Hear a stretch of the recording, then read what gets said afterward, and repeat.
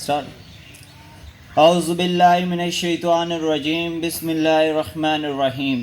محترم اساتذہ کرام اور عزیز طلباء، السلام علیکم۔ آج کی جو میری تقریر کا عنوان ہے، جو ٹاپک ہے، وہ آپ صلی اللہ علیہ وسلم کا حلیہ مبارک ہے۔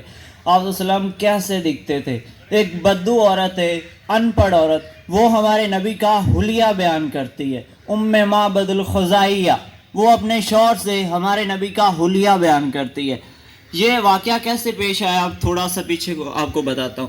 جب آپ نے ہجرت کی مکہ سے مدینہ کی طرف، تو راستے میں آپ جب سفر میں تھے تو آپ کو ایک خیمہ نظر آیا، وہاں پہ ایک بوڑھی اماں بیٹھی ہوئی ہیں۔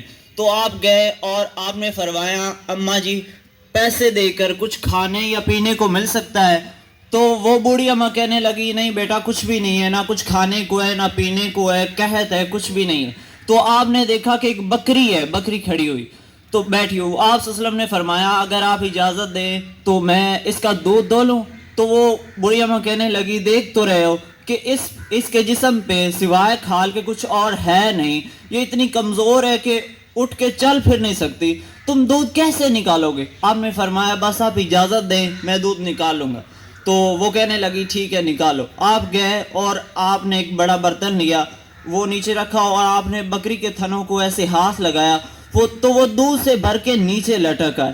کیونکہ یہ ایک بڑا عجیب واقعہ ہو رہا ہے، تو بوڑھی اماں آپ کو بڑے غور سے دیکھ رہی ہے، تو آپ آنکھوں میں سما گئے۔ تو آپ نے ایک بڑے برتن میں دودھ نکالا، پہلے اپنے ساتھیوں کو پلایا، خود بھی پیا، اور پھر ایک بڑے برتن میں دودھ نکال کے بوڑھی اماں کو دیا۔ تو بوڑھی اماں نے آپ کو بڑے غور سے دیکھا، تو آپ آنکھوں میں سما گئے۔ رات کو جب اس کا شوہر واپس آیا تو اس نے اسے دودھ پیش کیا، تو وہ کہنے لگے، یہ دودھ کہاں سے آیا؟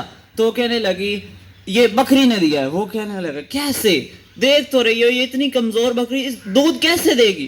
وہ کہنے لگی، پتہ نہیں، ایک نوجوان آیا تھا، اس کے ہاتھوں میں کوئی تاثیر تھی، کوئی برکت تھی، اس نے دیا۔ تو وہ پوچھنے لگے کہ وہ کیسے دکھتے تھے؟ تو یہ اب اپنے جو اس کا خاوند ہے اس سے حلیہ بیان کرتی ہمارے نبی کا۔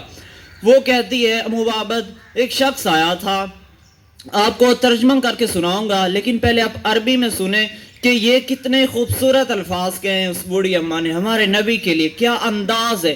وہ پڑھی لکھی نہیں ہے لیکن آپ الفاظ چیک کریے گا۔ وہ اپنے شوہر سے کہتی ہے، رأیت رجلا ظاہرا وداکا ابلج الوجه حاسن الخلق لم تعبه فجلا ولم تجری به سالا وسیم کسیم فی عینیہ داج فی اشفارہ وطف فی صوتہ سہل فی لحیتہ کفافہ فی انوخہ سطع وسیم کسیم اکہل احور ازج وکرن ان تکلم علاو البغا وان سکتا فعلاہ الوقار وکأن منتکہ خرزات نظم ینہدرن۔ سبحان اللہ، کیا تعریف کیے۔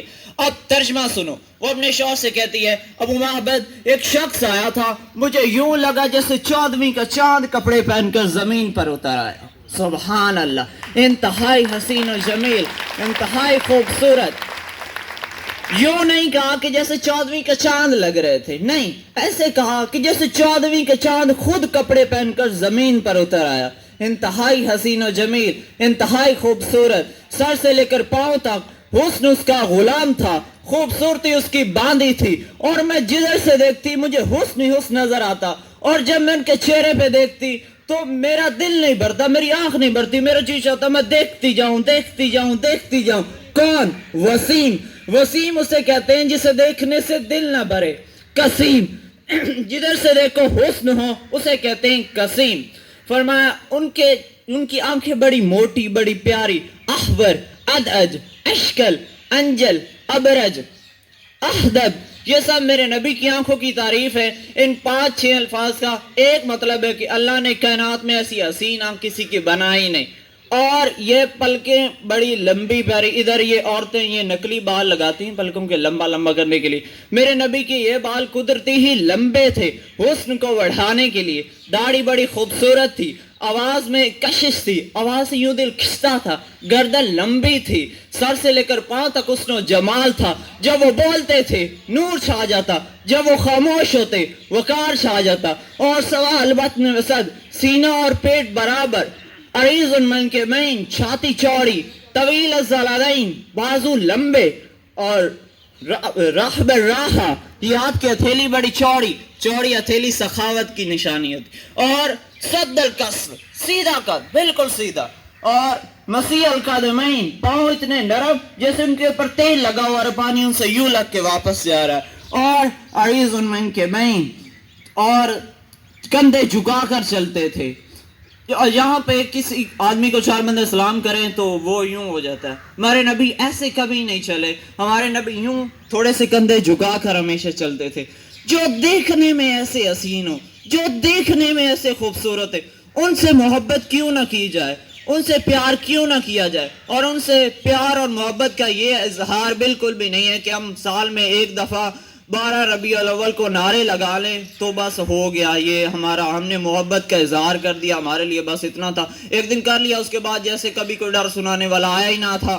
یہ نہیں ہے، انہوں نے ہمیں زندگی جی کر دکھائی ہے کہ کیسے جینی ہے، ایک مکمل نمونہ پیش کیا ہے ہر ایک لمحے کا کہ ہمیں اس لمحے کیا کرنا ہے، تو ہمیں ان کی زندگی سے سیکھنا ہے، اور جیسے وہ زندگی گزار کے گئے ہیں ویسے گزارنا ہے۔ السلام۔